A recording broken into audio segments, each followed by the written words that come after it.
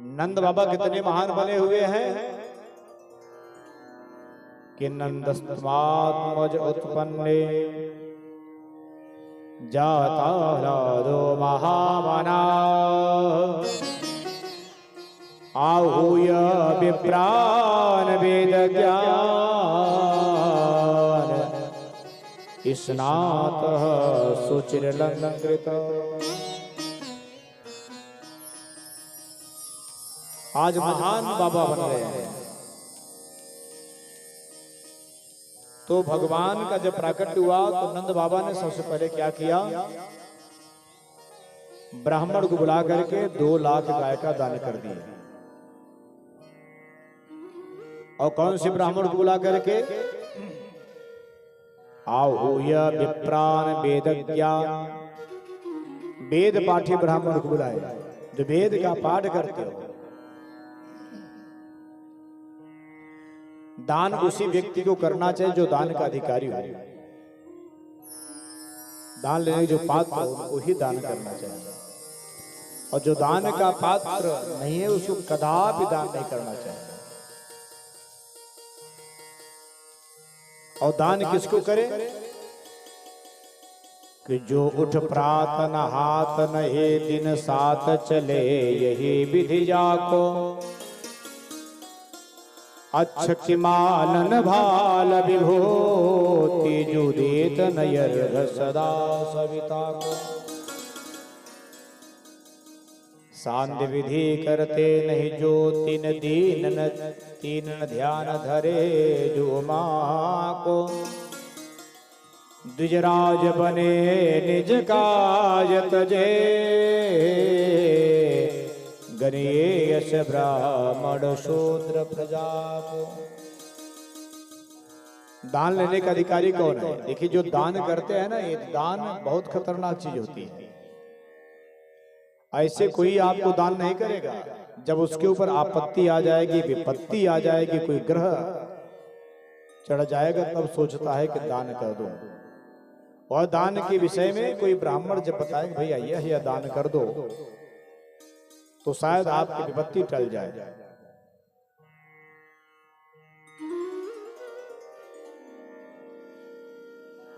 तो जब सर्व विपत्ति आती है, परेशानी आती है, तब दान करता है व्यक्ति।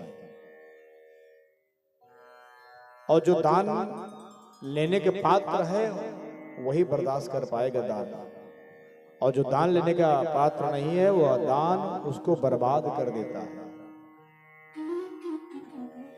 जो उठ प्रात नहात नहीं, जो प्रातः काल स्नान नहीं करते,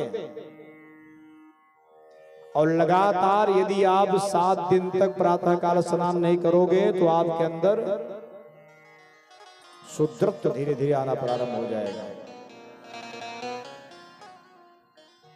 और दिन 7 चले यही विधि जाको, अवच्छ की मालन भाल विभूति। और जो रुद्राक्ष माला न पहनते हो, तुलसी माला न पहनते हो, स्फटिक माला न पहनते हो, चंदन के माला न पहनते हो, ये सब माला पहनना चाहिए। ये माला कोई दिखावा नहीं है कि ये सब कहते हैं कि माला पहनने दिखा रहे हैं। माला पहनना मेरा धर्म है।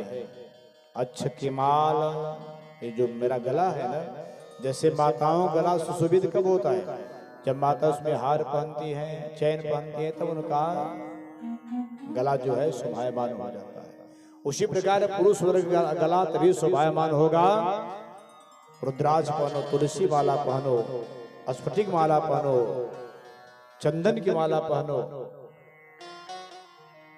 जो मिल जाए वो माला पहनो, आपका गला छूछा ना। अच्छा की मालन भाल विभूति, और मास्ता के बढ़िया चंदन, टीका जरूर लगाना चाहिए। तो टीका लगाने से क्या होता है कि चंदनम बंधते नित्यम पवित्रम पापनाशनम, आपदाम हरते नित्यम लक्ष्मी तिष्ठतु सर्वदा। ये आपदाओं को हरण करती है, लक्ष्मी का वास होता है। और पवित्र हो जाता है, उनके पाप जो है नाश हो जाता है, समन हो जाता है। इसलिए प्रत्येक व्यक्ति को चंदन जरूर लगाना चाहिए माथे में। माथे का शोभा तभी होता है जब उसमें कोई टीका लगे। एक भाई इस कथा के जो कार्यकर्ता हैं, दोना में अष्टगंध, पूजा के स्थान पे अष्टगंध होगा, दो नाम लेकर समस्त कथा श्रोताओं को टीका लगा देना, या कोई भी कर सकता है।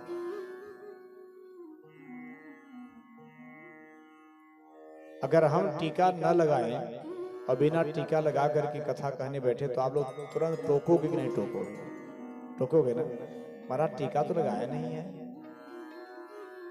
हम नहीं लगाए कि महाराज क्यों नहीं लगाया? तो प्रत्येक व्यक्ति को टीका लगाना चाहिए। मुखे ते तांबूल, मुख की शोभा कब होती है? जो तांबूल खाते हैं। तो तांबूल का जो व्यवस्था है वो तांबूल कैसा हो? उसमें चूना हो, कत्था हो, लाची लवंग हो, मुलेठी हो, ऐसा पान सब लोग खा सकते हैं। अब जो तंबाकू डाल लिए ज्यादा मात्रा में, तब वो पान नहीं रह जाता, तो नशा हो गया ना। मुखे ते तांबूलम, मुख की शोभा तांबूल से होती है कि तांबूल हर व्यक्ति खा सकता है, ये नशा नहीं है। और उसे जब पड़ जाएगा तो तंबाकू, सुरती वगैरह नशा हो जाता है। नयन जुगले कज्जल कला, ललाट की आंख की शोभा तब होती है जिसमें काजल लगता है।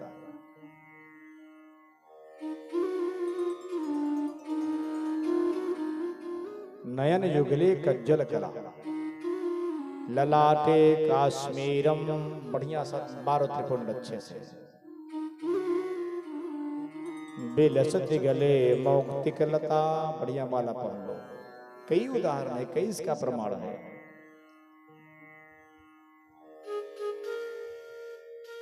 भगवान प्रसन्न हो जाते हैं। और देखो टीका भी कई संप्रदाय का होता है, वैष्णव संप्रदाय, शैव संप्रदाय, देवी संप्रदाय, कई प्रकार के संप्रदाय होते हैं। तो यदि हम टीका लगाते हैं तो भगवान समझते कि मेरे संप्रदाय का है। चाहे बढ़िया त्रिपुंड लगा दो, भगवान शिव जी कहेंगे कि हमारे संप्रदाय, हमारा चेला है। बढ़िया वैष्णव संप्रदाय लगा दिए तो भगवान विष्णु जी कहते हैं कि मेरा चेला है, ये मेरे संप्रदाय का है। टीका लगा लिए तो देवी जी कहती है मेरे संप्रदाय का है। तो सबका दायित्व हो जाता है कि जब मेरे संप्रदाय का है, मेरा भक्त है, तो निश्चित वह उनकी रक्षा सुरक्षा करती है। और जब आप किसी संप्रदाय के नहीं रहोगे, तब गजेंद्र जब संकट में आया, जब ग्राह गजेंद्र का पैर पकड़ लिया, गजेंद्र कभी पूजा पाठ करता ही नहीं था और किसी को जानता नहीं था कि मैं किसको बुलाऊं। जब ग्राह पकड़ करके एकदम धीरे धीरे नीचे एकदम लेता जा रहा है जल के अंदर, अब गजेंद्र ने सोचा किसको पुकारूं, हम तो किसी को जानते ही नहीं है। अब आकाश मंडल से समस्त देवता लोग देख रहे थे, हनुमान जी, दुर्गा जी, शंकर भगवान, भगवान विष्णु, सब देवता ऊपर से देख रहे थे। और सब यही कह रहे थे कि दुर्गा जी कह रहे हैं कि ये तो हमारा नाम ही नहीं ले रहा है, मेरे संप्रदाय का तो है नहीं, तो मैं कैसे जाऊं बचाने के लिए। अगर केवल दुर्गा दुर्गा कह देता तो हम जरूर पहुंच जाते। बाबा भोलेनाथ जी ने कहा कि ये तो मेरी भी संप्रदाय का नहीं है, यदि हर हर महादेव भी कह देता तो हम पहुंच जाते। हनुमान जी ने कहा कि यह तो यदि कह देता कि जय बजरंगबली, तो हम इसको बचाने के लिए पहुंच जाते। तो लास्ट में ये हुआ कि सब देवता हाथ उठा दिए कि मेरे संप्रदाय का नहीं है, मेरा भक्त नहीं है। तो जब अंत में वह कहा कि मैं उसको नमन कर रहा हूं जो सूर्य पूरे संसार को बनाया, उसका पालन किया, पोषण किया, ऐसे प्रभु को मैं पुकार रहा हूं, तो भगवान विष्णु जी समझ गए कि कोई जाएगा नहीं बचाने के लिए, बेचारा मर जाएगा तो हमको ही चलना पड़ेगा। तो भगवान आकर के गजेंद्र को बचा। यह होता है संप्रदाय, यह होता है टीका की मान्यता। भाई किसी के पक्ष में रहोगे तो पता चलना चाहिए भाजपा के हो कि सपा के हो, कांग्रेस के हो, तब ना अगला व्यक्ति आपका सम्मान करेगा, रक्षा सुरक्षा करेगा। इसलिए टीका जरूर लगाया करिए आप, सबको प्रेम से लगाओ टीका। बोले भागवत भगवान की। हम तो कह रहे हैं ना, सुनिए ना, अधिक मात्रा में से 3 अंगुली लगा करके वो खींचो, सराग देना, त्रिपुंड एकदम, पता चले कि हम लोग आ रहे हैं भागवत भगवान की कथा से।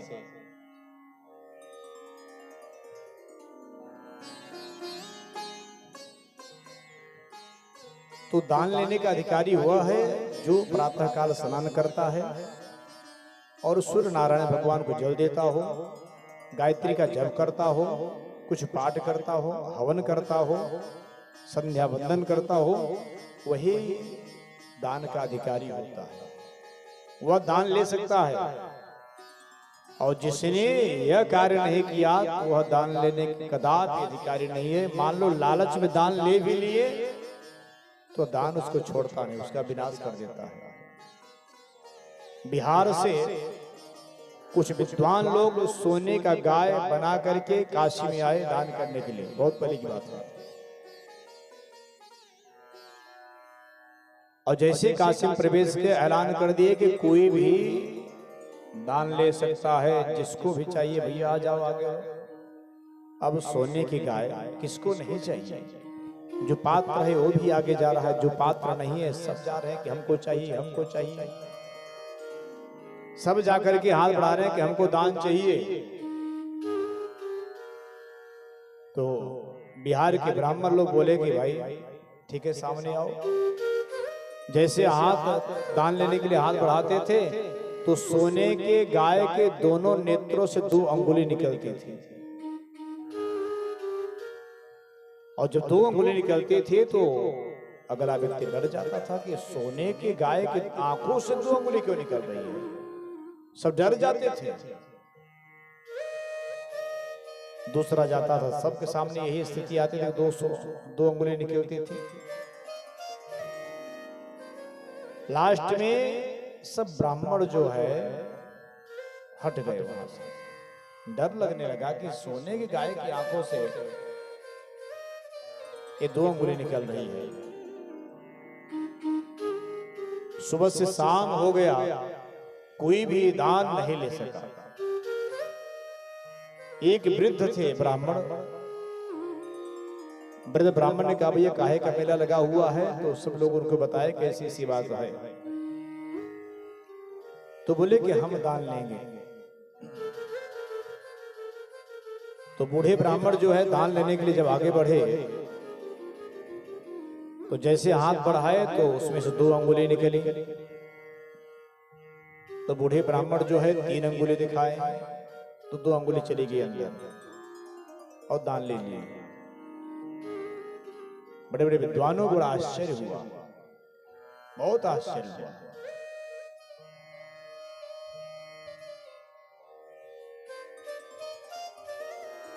अंत में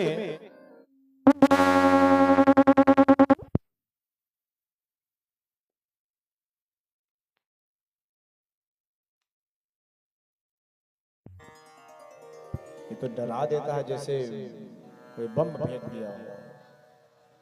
बोल वृंदावन बिहारी लाल की जय हो।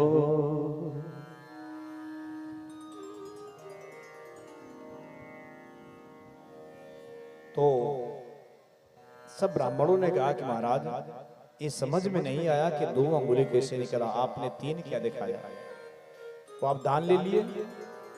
तो बूढ़े ब्राह्मण ने कहा कि देखो ये गाय की आंखों जो 2 अंगुली निकलती थी, संकेत करती है कि दान वही ले सकता है जो दोनों संध्या वंदन करता हो, सुबह शाम गायत्री का जाप, सूर्य नारायण को वर्घ देता हो, पाठ करता हो, हवन करता हो, वही अधिकारी है। यदि आप दोनों संध्या करते हो तभी हमको लीजिए, नहीं तो मैं विनाश कर दूंगी। तो महाराज आपने 3 क्यों दिखाया? तो बोले कि मैंने 3 ही है दिखाया कि दोनों में तीनों संध्या करता हूँ, प्रातः काल का करता हूँ, मध्याह्न काल का करता हूँ और सायंकाल का भी करता हूँ। तब जो है दान हमको दिलाया गया। यानी अधिकारी मैं हूं, जो संध्या बंदन करता है वो अधिकारी होता है, और जो संध्या बंदन नहीं करते हैं वो दान के अधिकारी नहीं है, दान उनको छोड़ेगा नहीं। इसलिए नंद बाबा ने आहूय विप्रान वेद ज्ञान स्नातः सुचिरलंकृत 2 लाख गाय का दान किए।